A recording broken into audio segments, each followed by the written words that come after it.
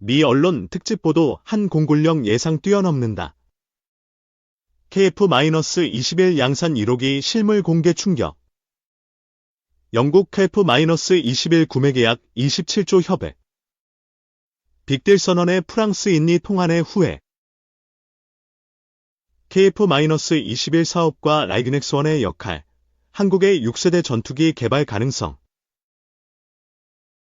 최근 한국항공우주산업, KI 개발 중인 KF-21 사업의 라이그넥스원이 전자전장비와 항전장비를 공급하기로 하면서 라이그넥스원의 유도무기 및 첨단무기 체계에 대한 관심이 높아지고 있습니다. 라이그넥스원은 KF-21의 최초 양산을 위한 통합전자전장비 및 항전장비 공급 계약을 체결했으며 이는 무인화 및 미래전 사업에 대한 기대감을 증대시키고 있습니다. KF-21은 5세대 전투기로 현재 블록 항 개발을 진행 중입니다. 이 전투기는 한국의 항공방산 산업에서 중요한 이정표로 자리매김하고 있으며 향후 6세대 전투기 개발 가능성도 점쳐지고 있습니다.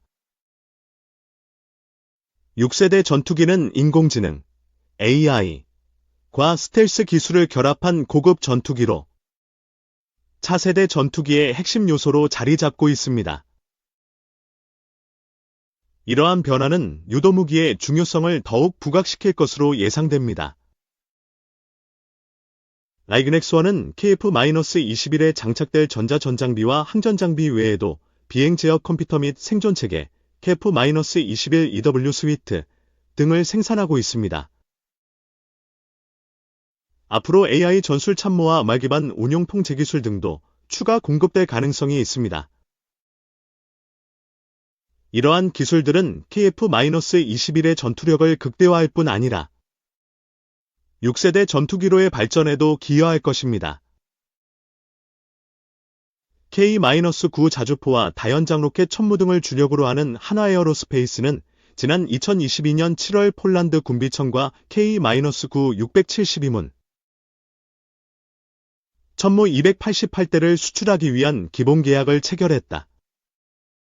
이어 그해 8월과 12월, 올해 4월 기본 계약 이행을 위한 시행 계약을 연이어 체결하며 실적으로 연결하고 있다. 이 분기에는 폴란드로 인도된 K-9 육문과 천무 18대 등이 매출에 반영되면서 실적 개선에 영향을 미친 것으로 보인다. 천무는 총 30대가 인도됐으나 인도 후 자체 결합 및 테스트를 마쳐야 매출로 인식되기 때문에 18대만 실적으로 잡혔고 나머지 12대는 이후 실적에 반영되는 것으로 전해졌다. 한화에어로스페이스는 폴란드와 K-9 잔여 계약 284문 규모 이 남아있는 데다 다른 지역에서 추가 수주에 잇따라 성공하면서 앞으로 수년간 실적 전망도 밝다.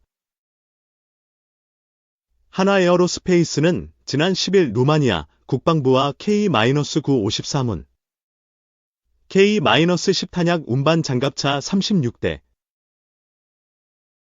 탄약 등 총 1조 3천억 원 규모의 계약을 체결하는 등 수주를 이어가고 있다. 한국투자증권 장남현 애널리스트는 최근 보고서에서 현재 같은 지상무기 초과 수요 국면이 유지된다면 글로벌 시장 점유율 1위인 K-9을 원하는 국가가 지속적으로 등장할 것이라며 시장 환경이 우호적이고 제품 자체의 경쟁력이 우수하다는 점에 주목한다고 말했다. 한국형 초음속 전투기 KF-21과 다목적 전투기 F-50 등을 생산하는 K는 2분기 8,643억 원의 매출과 517억 원의 영업이익을 올린 것으로 전망됐다.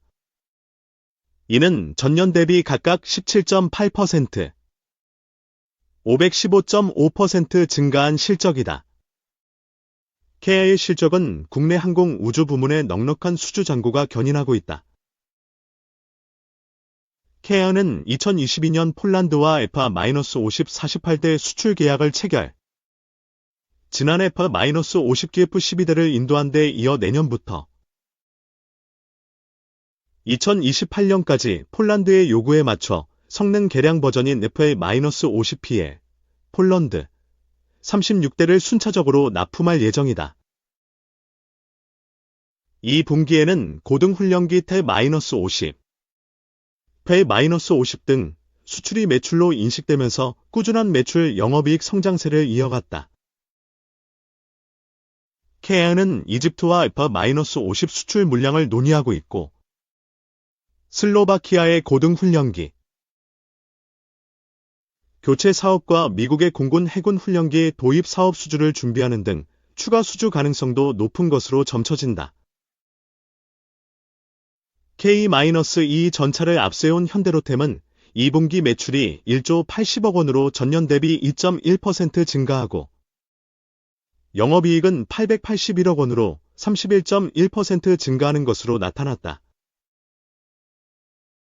현대로템은 재작년 폴란드와 1,000대 규모의 K-2 전차 수출 기본 계약을 맺으며 업계를 놀라게 한 데 이어 1차 계약분으로 180대에 대한 계약을 완료했다. 이어 현재 820대에 대한 잔여 계약을 추진하고 있다. 폴란드 정권 교체 이후인 지난 10일 폴란드 측과 2차 이행 계약을 위한 신규 컨소시엄을 구성하는 등 오는 9월께 2차 계약 체결이 가능할 것이라는 관측이 나온다. 이 분기에는 폴란드 수출 물량에 대한 매출 인식이 본격화됐다. 현재 루마니아 등과도 수출 계약을 추진하고 있어 추가 수주 여부도 관심이다. 유도 무기 전문업체인 레그넥스원 역시 2분기 매출은 6,952억 원으로 작년 2분기보다 27.4% 성장할 전망이다. 영업이익은 531억 원으로 32.1% 증가하는 것으로 나타났다. 안정적인 수주 잔고를 바탕으로 매출 영업이익 동반 증가세를 이어가고 있는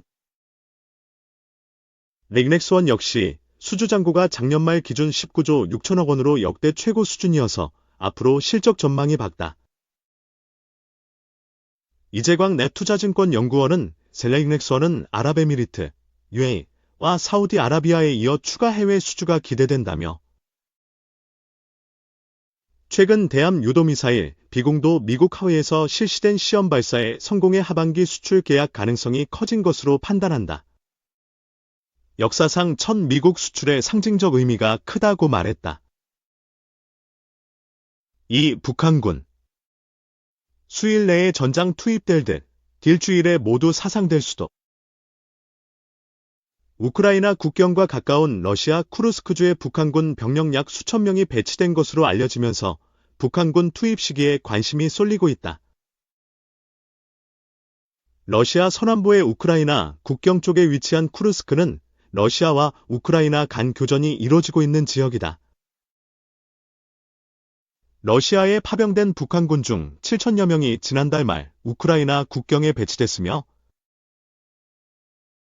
60mm 박격포와 피닉스 대전차 유도미사일, AGM, 야간 투시경 등으로 무장했다고 우크라이나 군이 2일, 현지 시간, 주장했다.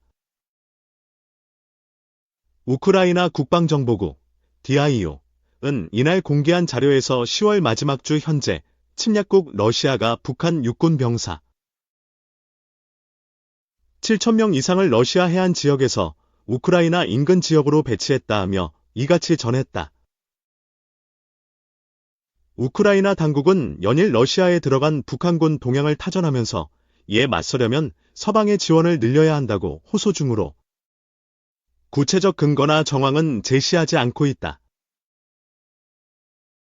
이날 발표에서도 DIU는 북한군이 최소 28대의 러시아 항공우주군 소속 군용 수송기로 전선으로 배치됐다고 전했다. 러시아군은 우크라이나 전쟁에 투입된 북한군 병사들에게 60mm 박격포, AK-12 소총, RPK 피겜 기관총, SVD-SVF 저격총, 피닉스 M, 휴대용 대전차 유탄 발사기, RPG-7 등의 무기를 제공했다고 DIU는 전했다. 북한군에게는 또한 야간 투시경, 열화상 카메라, 분광 조준기, 망원경 등의 장비도 지급됐다면서 북한군은 러시아 극동의 훈련소 5곳에서 훈련을 받고 있다고 DIU는 언급했다.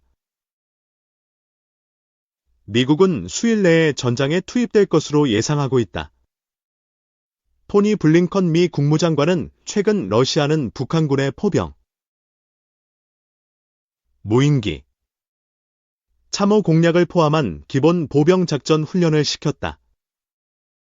또 북한군에 러시아 군복과 장비를 제공했다고 지적했다. 그러면서 이 모든 것은 최전선 작전에 북한군을 투입할 의도가 있다는 걸 시사한다. 아직 북한군이 전투에 참전했는지는 파악이 정확히 안 되지만 며칠 내 우크라이나를 상대로 한 전투에 합류할 것으로 본다고 설명했다. 볼로디미르 젤렌스키 우크라이나 대통령은 지난달 30일 KBS 인터뷰에서도 현재까지 북한 병력은 전투에 참여하지 않았고 러시아 쿠르스크에서 전투에 참여할 준비를 하고 있다며 며칠 내로 교전이 발생할 것으로 보인다고 언급했다. 북한군 8천여 명은 러시아의 일주일 사상자 규모에 불과하다는 분석이 나왔다. 북한군 파병이 러시아의 병력 충원 문제에 장기적인 해결책이 되지는 못한다는 의미다. 미국 싱크탱크 전쟁연구소 SW에 따르면 러시아의 한 달 평균 사상자는 3만 6천 명 정도로 추산했다. 매달 러시아군 신병 모집 규모는 2만 5천에서 3만 명으로 추정된다. SW는 이는 러시아의 충원 능력이 병력을 기존 수준으로 유지할 정도에 미치지 못한다는 점을 의미한다고 분석했다. 그러면서 쿠르스크주 전투에 돌입할 준비를 하는 북한군 8천명은 그 규모가 우크라이나와의 전체 최전선에서 일주일 동안 발생하는 러시아군 사상자에 불과하다고 지적했다. ISW는 소모적인 공격 작전에 북한군이 투입된다면 북한의 사상자 비율이 높아질 가능성이 매우 크다고 내다봤다. 볼로디미르 젤렌스키 우크라이나 대통령이 동맹국들에 러시아에 배치된 북한군이 전장에 도착하기 전에 조처해달라고 촉구했다. AP통신에 따르면 젤렌스키 대통령은 지난 1일 텔레그램에 올린 글에서 미국이나 영국, 독일 모두 북한군이 우크라이나를 공격하기만을 기다리고 있다며 이같이 말했다. 그는 북한군이 훈련 중인 캠프에 대한 선제 타격 가능성을 거론하며 북한군의 위치를 알고 있다면서 그러나 러시아 내부 깊숙한 목표물을 타격하기 위해서는 서방산 장거리 무기 사용에 대한 동맹국의 허가 없이는 불가능하다고 말했다. 미국의 고민도 깊어지고 있다. 우크라이나가 중장거리 미사일을 지원받아 러시아 본토를 타격할 수 있도록 길을 열어주는 방안도 거론되고 있지만 미국은 부정적인 입장을 유지해왔다. 러시아의 보복에 따른 확전 가능성이 큰 데다 미국의 중장거리 탄도미사일 보유고도 그리 넉넉하지는 않아서다. 게다가 미국은 이미 러시아와 북한에 대해 전례가 없는 수준의 강도 높은 제재를 계속 취해왔기 때문에 추가 제재안을 마련하기도 여의치 않다. 더구나 미국은 대통령 선거를 코앞에 둔 상황이어서 내부적으로도 정치적 불확실성이 매우 커진 상태다. 미 일간 월스트리트 저널 WSJ은 미국은 북한이 러시아를 위해 싸우는 것에 대해 대응할 만한 선택지가 거의 없다면서 미국은 북한의 파병으로 러시아가 심각한 결과에 직면할 것이라고 말하지만 사실 쓸 수 있는 옵션은 제한적이라고 지적했다.